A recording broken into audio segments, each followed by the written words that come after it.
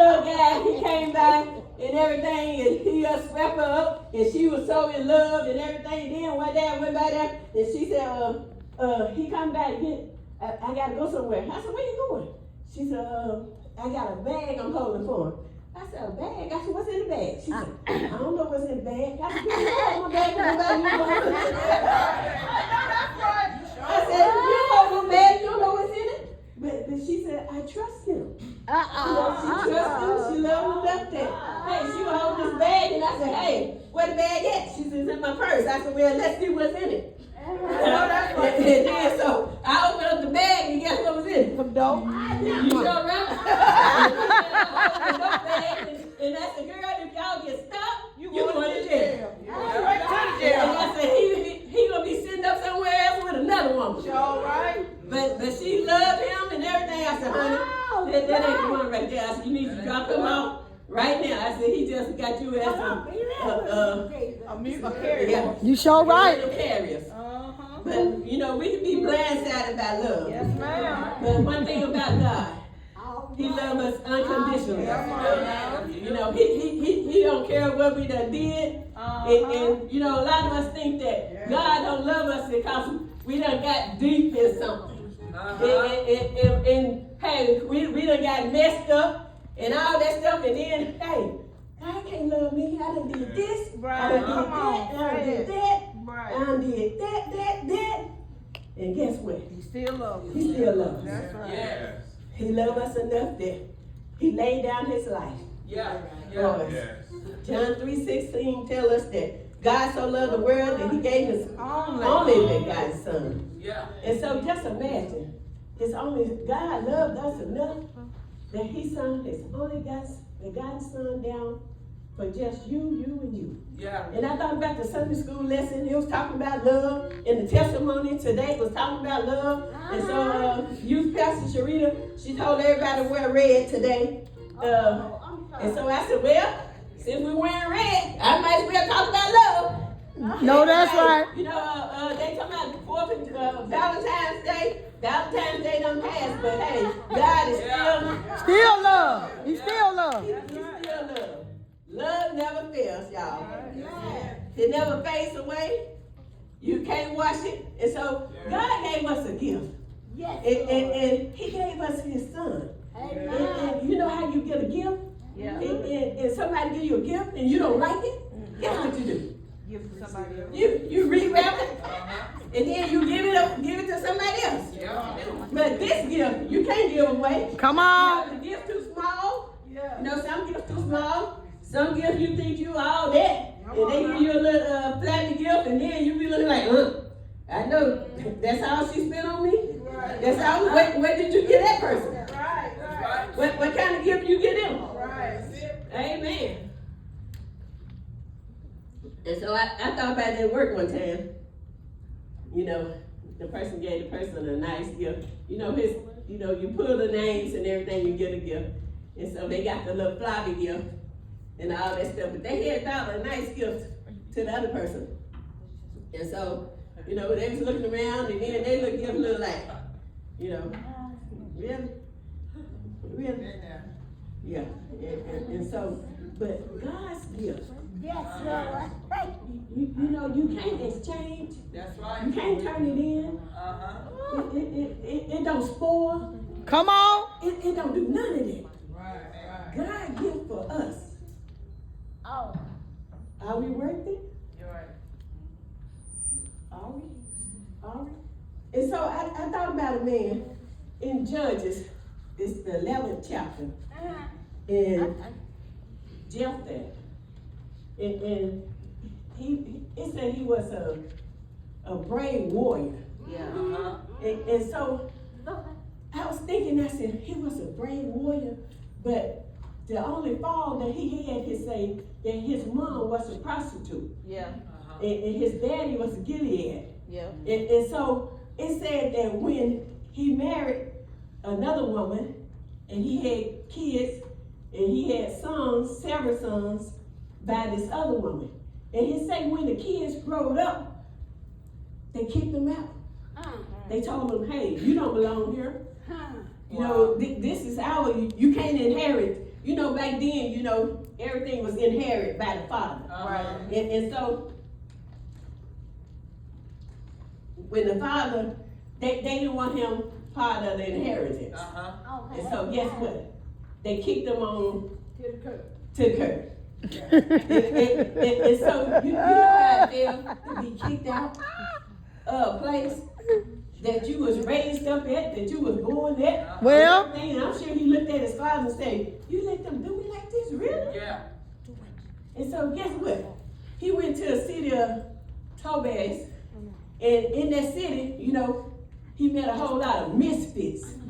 And so you know how you gather along with other people that's done been kicked out, that done been mistreated and everything. And so I thought about Jesus. You know, he been mistreated and he been stoned and kicked out and all that stuff. And so I thought about Jephthah, that he was, you know, they kicked him out of the family. So he created his own family.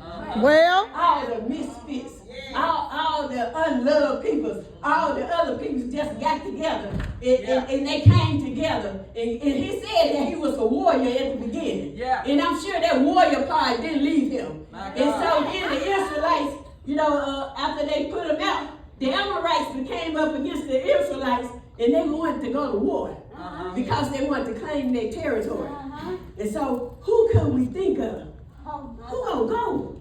Who? Oh Lord, we done sucked the warrior off and everything, and who? We done mistreated the man, Well. and we done kicked him out, and now he in another town, and he doing good, y'all. Yeah. He you know, all the misfits done got together, and all them, you know, hey. Hey. That's all right. And so They doing real I'm sure good. they thought about it's just like a town, Yeah. you know, the mayor. Yeah. And so the mayor trying to think of who can I go get? Yeah. Who can I go get? And then you can't send the brothers because, you know, hey, the brothers already told them, hey, you're not welcome. But, you know, if the folks come, if the Amorites come, hey, we done lost everything anyway. Okay. You know what I'm saying? You know, they gonna wipe out the town. Ain't gonna be no inheritance Right. or none of that. And so the town people, the elders, it said the elders got together. Come on now. And they got to talking. Yeah. And so, hey, you think we can go get him back? You think he'll come back? I don't know. It's worth a try. So guess what? They went to the town he was and they said, hey, can you please come back? Can you please come back and help us? Hey, they trying to take our territory. They trying to take our land. Can you please come back and help us? Hey, we'll make you the head. We'll make you the president. We'll make you whatever you want to be. Just come on, baby. Hey, just come on back. Please come on back. And so he thought about it. He said, you'll make me President. the head? Wow. Really? So, guess what he did? So he probably say, this whole town done put me out. They did me bad. Now they want me to come back and save them. You know, but y'all can read it for yourself. It's Judges 11th chapter. You know, I'm kind of paraphrasing a little bit. But, you know, so he said, y'all want me to come back? And y'all gonna make me? Whew. I can see them brothers now. They probably mad. When they seen them. They probably didn't even know the elder had went and talked to them. Had went and got them. Hey, they probably on the land, on the farm, enjoying their father's wealth and inheritance and everything. Ain't worried about nothing. But worried about the Amorites, but you know, he didn't say they was warriors. He didn't say that they stood up to walked up to the plate to bat. But he went back. And sometimes, you know, your enemy.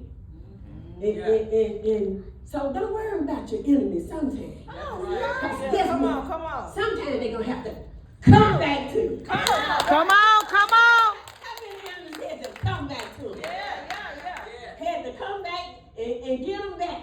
Yeah. And so, I'm sure it felt good. Hey, me and all my men, hey, you know, the misfit, the ones that were talked about, the ones that didn't have no home and everything, and then he gave them, I'm sure when he got there, you know, with his little man and everything, he was a warrior, he probably gave them something to look forward to every day. So he had groups of men, and then when they go, and then more men and everything, because there's a whole lot of misfits out there. Come on. Come on There's a now. whole lot of people Whole that lot been of. mistreated You're right about out it. there, even in the church. There's a whole lot of been mistreated in the church and all that stuff. And guess what? God is still, love is still enough. It is. He's still enough. Yeah. Let's say the love Love is enough. will draw all men. And I'm sure that he felt bad and he went to this town and men just drawn to him. All the peoples. And so he asked to the Lord, and you know, first he sent a message to the Amorites, and he said, hey, are you sure you want to do this? And then, you know, they sent messages, and so they was messaging back and forth and everything, and he said, we really didn't take your land. And then he said, when we was leaving Israel, and he told them the different route the head took and everything, he said, God gave us this land. He said, we fought for it. He put it in our hands. And now you want us to just give it back to y'all? No, we ain't finna do that. And so he prayed to God. And he said, God, if you do this for me. And he said, when I get back home to Mazah, he said, when I get back home, he said, the first person that come out to meet me, and he said, I will sacrifice them in your honor. He said, I will sacrifice them. And so, I was wondering, I said, did he have to make that? I guess he wanted to make sure that he was covered. So he made a promise to God. And so, after they went to war, they won. And guess what? When he got back home, guess what happened? His only child, his only daughter, came out. She had her little tremolo, cymbal, tambourines, and all that stuff. She had her dance all packed and all that stuff down. You know how kids, because when I go home, the little ones, they say, hey, some say, hey, they be so glad to see you and everything. And so just imagine, when your kids, when you hit the door, when you done work hard and all that stuff, and you go back home, guess what? Even in the church, when we see Pastor Rose, when we see Apostle, when we see Pastor Bird, you know, we be so glad to see them, because we hadn't seen them in a while. We just be wanting the fatherly hug, the motherly hug, the sisterhood, the something. But, you know, Sister Canal already told us. We got so many that he can't remember the name. We got so many that he can't remember the name. Apostle. So, well, he remember mine, y'all. He remember my name. I know that. He remember my name. Amen. He remember my name, Sister Canal. He remember my name. You know, hey, that's all you gotta be. God knows your name. That's right. You don't worry about it. God knows your name. That's right. That's right. Love is enough. So I just thank Love God. is enough. Knows my name. That's all right. He loves you. That's enough. Amen. And so get back to the so his only daughter, she was so glad to see him, so she came a running. And she was running to him and everything with that big Kool-Aid smile on her face and everything, and probably waving the tambourine up in the air and everything. And his whole countenance, I'm sure, just amazing. Oh, I made God a promise I told God that I'm a sacrifice. Whoever come out that door. Uh-oh. Oh my gosh. Jesus. Oh, Oh my gosh. Oh Lord. I bet he probably wanted to drop to his knees. You know, but he didn't want his daughter to know. And he probably just had to smile too. But then he told his daughter, I made a vow to God. How many of us made a vow to God? And we broke it. Well, You know, a whole lot of us break vows. you sure right. But God ain't never broke a vow that he made to us. And never that's why he's so awesome. He's never broke a vow. He never broke a promise that he made to us. That's right. And so he told his daughter about the vow. And she loved him so. And she said, Father, she said, I know you made a vow. She said, but can you give me about 2 months? She said, I'm a virgin. And she said, I never really, you know, she said, just give me 2 months for me and my friends and go up to the mountains. Yeah. And just explore the mountains, you know. And so I thought about that.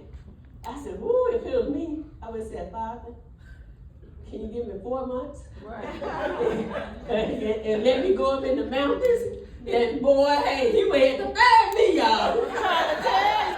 I'll be home, he would have to bury me. Because I'll be gone. Know that he done made a sacrifice, I would be gone. Know that I'm coming back to the slaughter to be killed. Oh, no. I couldn't even wrap my mind around that one. Jesus. Man. Wow. And so that what happened. Get back to that something. She told him that let her go for 2 months. My God. And she came back. Ooh, Jesus. And he sacrificed her. Ooh. He kept his vow. Yes. And she kept on. I wouldn't have came. It was a month. I wouldn't have came. And so that's love, y'all. She had enough love that she came back. And God had enough love for us that he gave his only begotten son. And his son had enough love for us that he carried us on this back. Yes. Yeah. That's love, y'all. Yes. But do we honor that? Do we mess up? Yeah, we mess up. Do we forget that he loved us? Yes. Do we thank him for loving us? That's love. Yes. Amen. So I just thank God. In Galatians 5:22, but the fruits of the Spirit is love, joy, I know. peace, long-suffering, gentleness, goodness, faith, meekness, temperance. Against such there is no law. 1 Corinthians 13:4-8.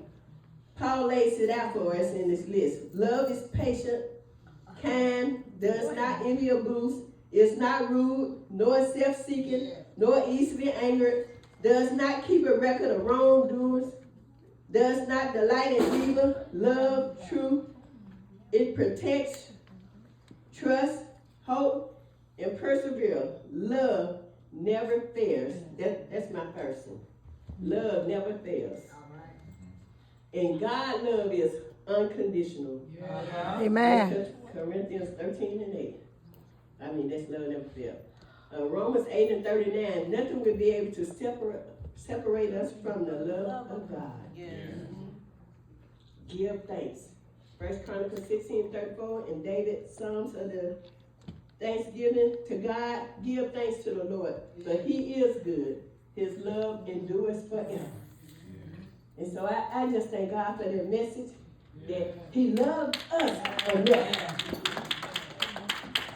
He loved us enough that he sent his son. So what do we do with it? Love is enough. What do we do with that love? Do we mistreat it? Sometimes. Do we act up? Do we tell God, hey, do we thank him? We can't even thank him enough for just dying for us. We can't even thank him enough for healing us. You know that about 3 weeks ago when we had the little thing, 3 weeks ago, you know, I was kind of feeling kind of bad. I had went to the doctor and she gave me some medicine, and seemed like it wasn't working. And so I came in, the apostle was preaching, and then he said, anybody sick, come up. So I came up, and it felt like when I eat something and I get short of breath, when I just walk up to the sidewalk to go to work, boy, when I get inside, they said, what's wrong with you? I said, I feel tired all of a sudden. I don't know what's going on. And then when I eat something, it seems like it's just, my mom used to say, feel like you're trying to stick right there. And so Apostle called. He called a prayer line. And he said, anybody sick? So I went up, and he had the lady to pray for me and everything. And then he said, it seemed like something just tied around your waist. My God. God loved me enough. Yes, God. That Yes, he healed my God. body. And I just thank God for that. I just thank God for that. He loved us enough that we can't love him enough, that we can't thank him enough. And I just thank God that he's God all by himself. You don't want to sit down on God. Guess what? You act like God haven't done nothing for you. Let's stand and give God some praise right now. Amen. God loved us enough that he died for us, that he went to the cross. Yes, he did. He never failed us. We are still here. There's a whole lot of people that didn't make it, that's not here today. Come on. God, we hear y'all. And he gave us another chance to get it right. He gave us another chance to get it right with him today. Not tomorrow, because tomorrow is not promised to us. And I just thank God. How many thank him today? How many really thank him today? You have breath in your body. Amen. And the apostle told me that he was going to help me out, y'all. He was going to help. He said, he got the back. He got your back. He got your back. Oh, he knows my name and he got the back. Amen. He just made He know your name. love us enough to have your back. To have my back. To have my back. He loved me enough to have my back, y'all. You right about it. Amen, Apostle. Come on, tell somebody, amen, God know my name. Come on, tell somebody, God know my name. And when he know your name, he got your back. I dare you to run to somebody real quick and say, God got my back. Come on, you got to act like you're sanctified and say, God got my back. Come on, if you know God got your back, lift your voice and shout, yes, God. God got my back. He sent his only begotten Son, that whosoever believeth in him shall not perish but have everlasting life.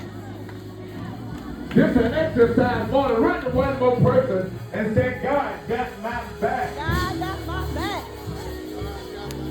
God got my back. God got my back. God got my back. Come on, tell him God got my back. Tell him whatever you need God to do, he got your God back. got your back. Whatever your situation God got is, your back. he got your back. Whatever financial difficulty you have, he got your back.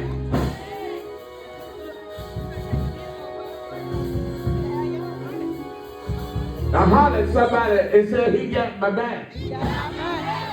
Now if you really know he got your back, you're going to holler like you're sanctified. That God got my back. I like that, Mia. You said that, but do that again, Mia. Say it again like that. She's shamed, Lord. God got our back. Pastor Rowe, come on this side. God got our back. God got our back. Pastor, don't get this, please.